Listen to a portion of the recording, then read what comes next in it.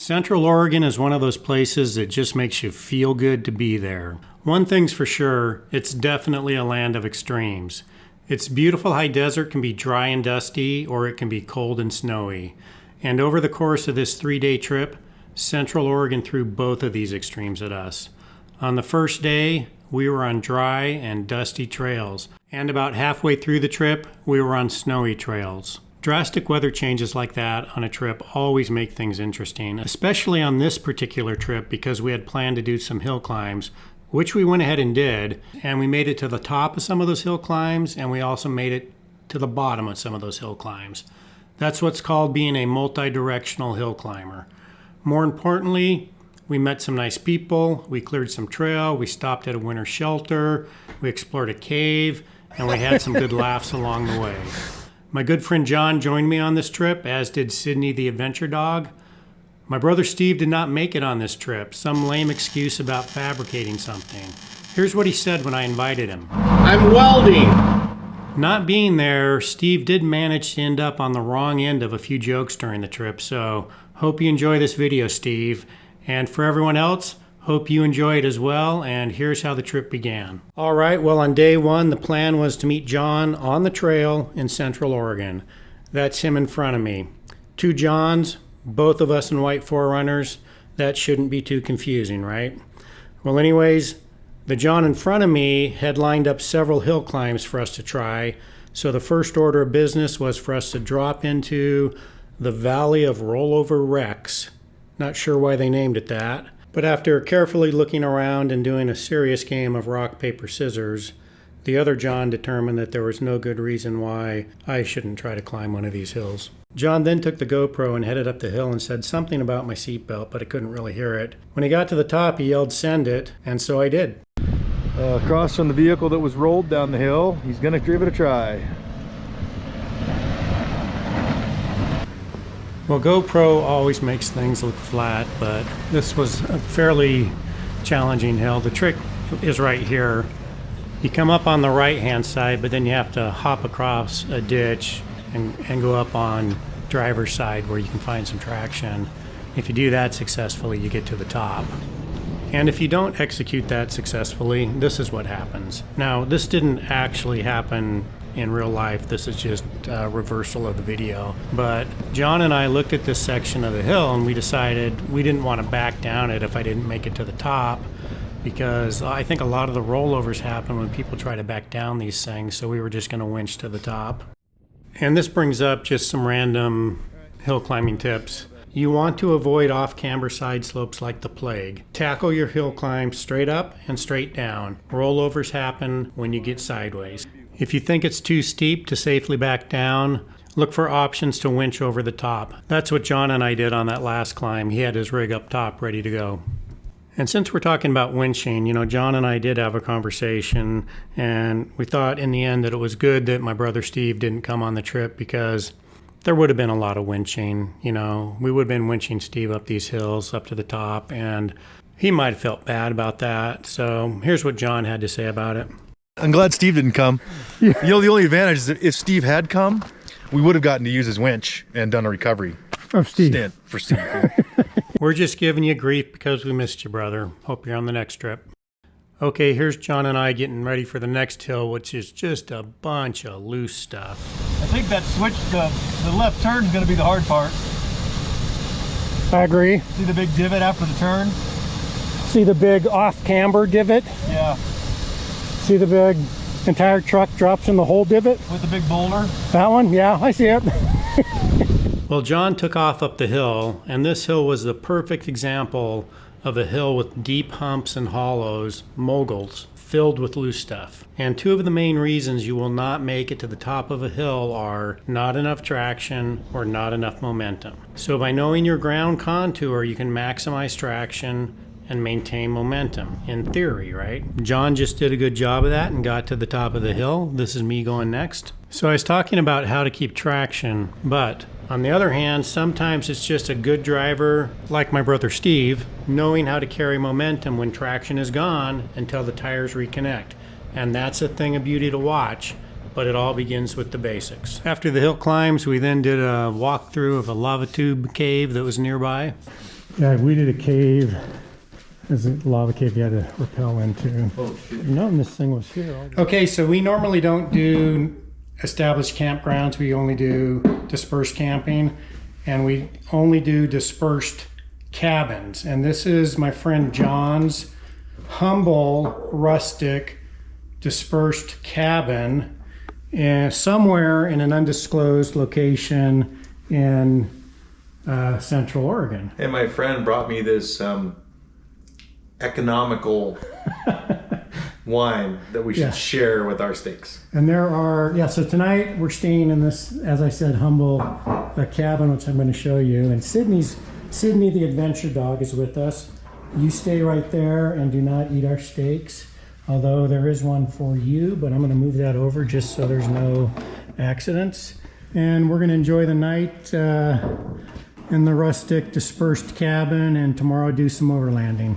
All right, on day 2 of this trip, we hopped in the Forerunners, and the other John took me to another hill climb that he had scouted out. And as I reviewed the footage of this hill climb, I realized that our conversation at the bottom of this hill was actually more entertaining than the hill climb itself. So I'm going to cut back and forth into the footage of that conversation during our drive to the hill climb and during the hill climb itself. And I'll tell you that I've come to realize that John, and by John I mean the other John, is a master of talking me into doing the hill climbs first.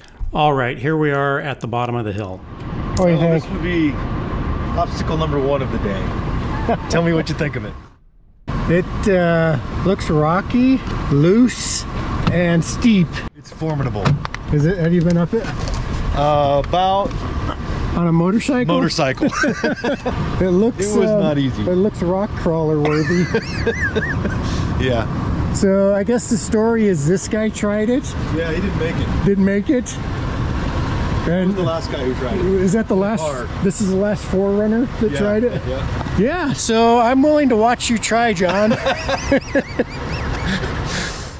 So this is a flashback to the drive to the hill climb, and I'm jumping in here. I just had to say I laughed out loud while I was watching this back. And if you've ever been at the bottom of a hill climb with a buddy, I think you can relate to this, and I hope you found it as funny as I did. Here's a little bit more of it. What's the top look like? Never really made it all the way to the top, to be honest with you. Really? Yeah. On a dirt bike. Seriously? Seriously. Okay, that might change the evaluation here. Maybe we should take it more seriously. Yeah, like yesterday when we started going up those hills. You mean walk up that thing? No, I'm not walking. okay, That's like 400 yards Yeah. at least. Yeah. Yesterday we started up those hills and they all looked easy until we got about a quarter of the way up, Yeah. and it was 3 feet of powder, and then there's like these giant Volkswagen-sized scoops out of them, and all right. I'm game.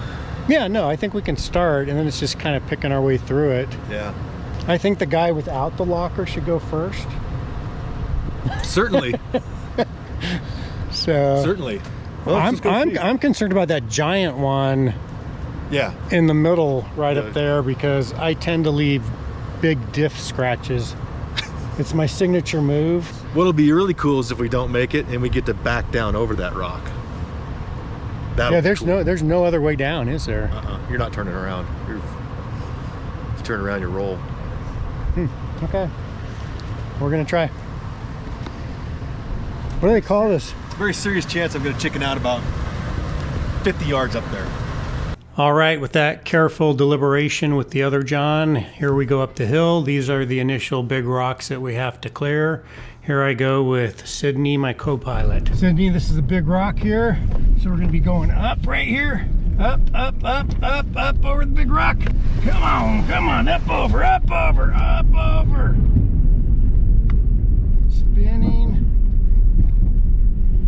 Spinning, come on.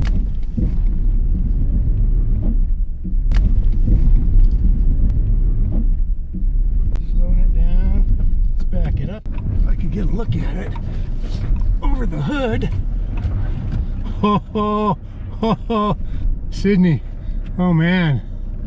Okay. Wow. It is a big hole now. Hey, brace for impact, okay? Here we go. A little bit more.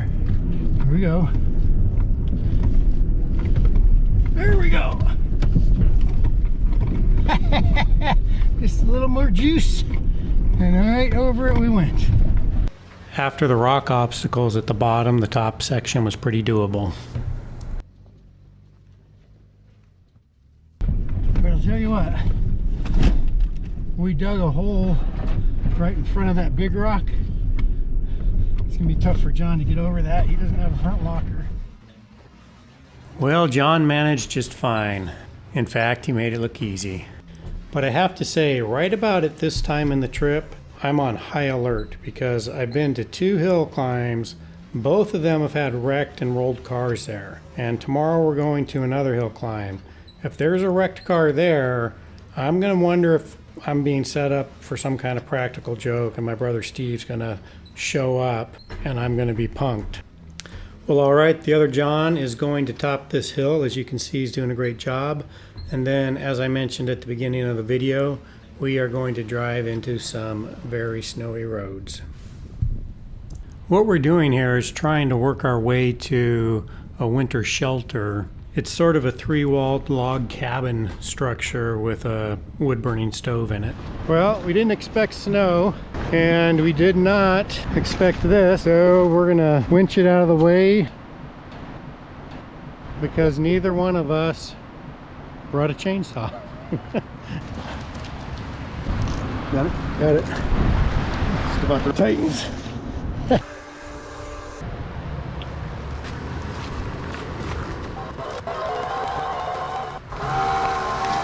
It might be right here.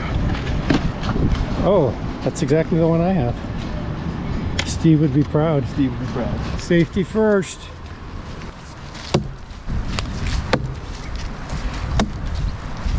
Going up to the cabin? Yeah, first question, do you mind appearing on our YouTube channel?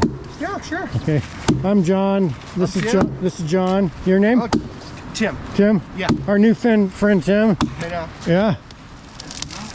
All right, about 5 miles barring any future incidents. All right, after clearing that log, other than snow, the roads were clear all the way to the winter shelter, and it really was a pretty cool place to have lunch. We weren't expecting snow on this trip, so this really was a fun surprise, and it really makes me excited for the snow wheeling season. The winter shelter was a great place for lunch, a great place to let Sydney get some exercise. Tim and a couple other people showed up. They had some lunch as well. We hit the road pretty quick for some more four-wheeling fun, which quickly led to some slippery conditions and this minor cosmetic injury on John's vehicle. It's all about the sound, and that's the kind of sound that viscerally tells you that something just happened that you did not want to happen. Yeah, the rear view mirror is history. Okay, and watching that, I admit I could have just yelled stop instead of in real time narrating what was happening as it was happening. So I need to remember to give the other John a cooling down period before I go wheeling with him again. Actually, it all turned out just fine. Those things are perhaps the only cheap thing you can get on Amazon for a Toyota. It was a weird little spot John was in there with a bunch of slippery roots that were problematic, but we got out and headed on our way. And of course, the universe had to even things up, so my WeBoost antenna got slapped off. Oh! Well, not the first time that's happened, but admittedly that was not the most masculine reaction to the WeBoost antenna getting busted. So note to self, work on more manly reactions to vehicular damage. But it's all good. We soon found ourselves back at John's dispersed cabin. So as I said, it's very humble cabin, just a rustic cabin. As you can see, this is my favorite room back here. There's been many stories told back here with, this might be one of my favorite bottles, but you like it too, Sydney? Every bottle has a story. John, when he was in the military, spent some time in Germany and has a nice collection here. All right, first thing on day 3, the other John and I found a relatively flat looking road. There's a bit of an upgrade. but we had a message for my brother Steve. Well, John and John here on this hill climb adventure, and we're lucky Steve couldn't make it on this trip because, well, for one reason, this is a fairly intimidating hill, you know, behind us, and you know, Steve's a delicate and fragile guy, and we need to be sensitive to that. You know, we don't want him to feel overwhelmed by obstacles of this nature. Plus, we wouldn't want to feel him pressured to do something that he's clearly not capable of doing. Yeah. You know, we're aware of those types of limitations that he might have, and his vehicle, it probably has limitations as well. You know, it's really pretty. It doesn't have a lot of scratches on it. Kind of a pavement princess. Yeah, pavement princess. You know, Steve, if you see this video and you want to come again on some of these, you know, harder trips, you know, you're welcome to, and we'll kind of show you the ropes on some of these difficult obstacles. So, and then that way we have you know, recovery on both ends of the spectrum. Yeah, so we'll have you positioned so we can recover from either in front or behind, and that way you'll be in the safe zone. So safe zone is the Steve zone, and that way it's like a cocoon for you, and you'll safely navigate all these obstacles. So that's brotherly love. Thinking of you, Steve. Wish you were here. Well, this actually is a hill climb. I know that it looks like a flat road in the video, but this drone shot shows the steepness of the hill. Yeah, it was actually pretty fun. John had scouted out all these different hills for us to climb over the course of this trip, and we had a bunch of different conditions from snow to dust, so it made for a pretty fun trip. Now here comes John up the hill. All of the locations that you've seen in this video are very close to the other John's dispersed cabin. He spends a lot of time off-roading, motorcycling, mountain biking, you name it, in Central Oregon, so he's a good source of information for camping spots and everything. Did you go up in second? Worked a lot better. Yeah, you flew up it. Well, that, my friends, is the end of this hill climbing video. I'm now going to do a short segment on a voltage booster for your vehicle's AMG battery. If that's something you're interested in, keep watching for a few more minutes. All right, if you have a AMG battery and you look right here, you'll find some information about your battery. In my case, it says service cycle 14.4 to 14.8 volts. There's some additional information as well. This handy little switch here is a Voltage Booster Pro. It's based on a diode. Since most vehicles have alternators that are designed to output lower voltages for regular flooded lead acid batteries and not AMG batteries like most of us have, this little gadget will allow your AMG batteries to have the benefit of higher voltages that they need. It's a very simple install. I tested it with my own voltage meter and it does what it says. I'm going to drop some information on it, on how you can get it, in the description in this video. I get absolutely nothing for this, just thought it was a cool product, so I thought I'd pass it on. I saw it in someone else's YouTube and liked it, got one for myself, and it's been working for me, so I thought you guys might like it. That's it, guys. It's all good fun. Thanks for watching.